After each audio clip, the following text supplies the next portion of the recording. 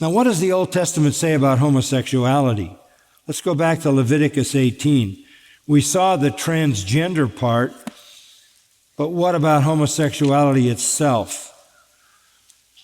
Go back to Leviticus 18. And again, the Word of God is clear. Verse 22.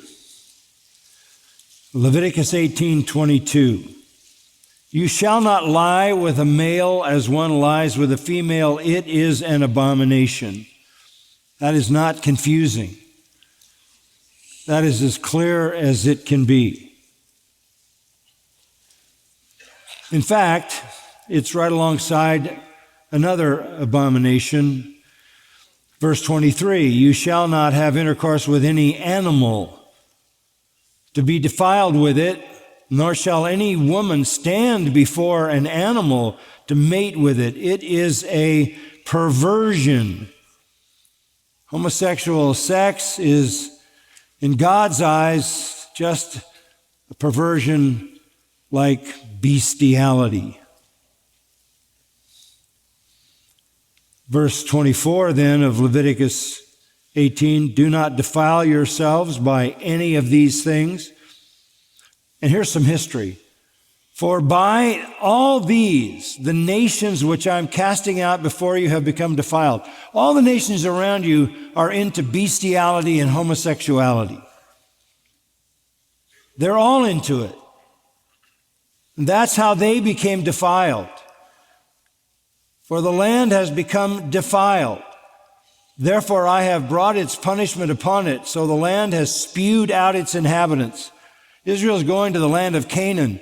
And the question comes up, why did God allow Israel to take over the land of Canaan? Because God was punishing the people who were in Canaan for this kind of behavior. God's judgment had come on them. Part of that judgment was Israel, his people, taking over the land that they had defiled.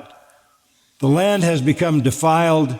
Therefore I have brought its punishment upon it, so the land has spewed out its inhabitants.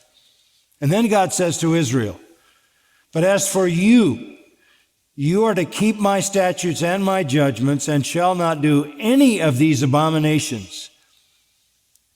Neither the native nor the alien who sojourns among you. You're not to allow bestiality. You're not to allow homosexuality at all. And he reminds them in verse 27, for the men of the land who have been before you have done all these abominations, and the land has been defiled. Parenthetically. And then in verse 28, so that the land will not spew you out, should you defile it, as it has spewed out the nation which has been before you. Look, you're going to have the same exact problem if you behave in that exact way. What happened to the previous nations is going to happen to you.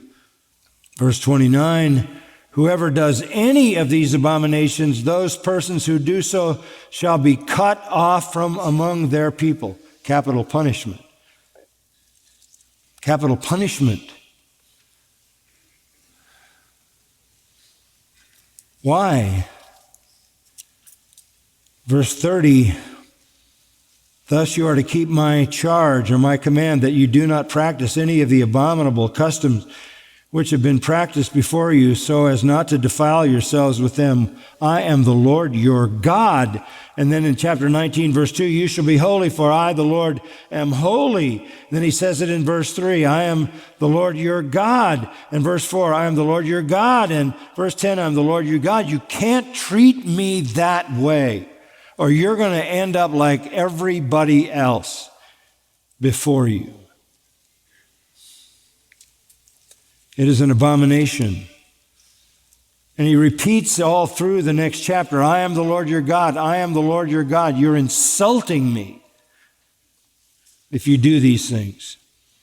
And by the way, in chapter 20 and verse 13, we have the penalty for that behavior of homosexuality. If there is a man who lies with a male as those who lie with a woman, both of them have committed a detestable act. They shall surely be put to death. Capital punishment for homosexuality. So destructive, so devastating to personal identity, God's design, family, society. Homosexual life is defiling, always brings divine wrath. You will not escape it. You will not. And the penalty is death. That's God's protection on his people from the damage that is done to a society by homosexual behavior.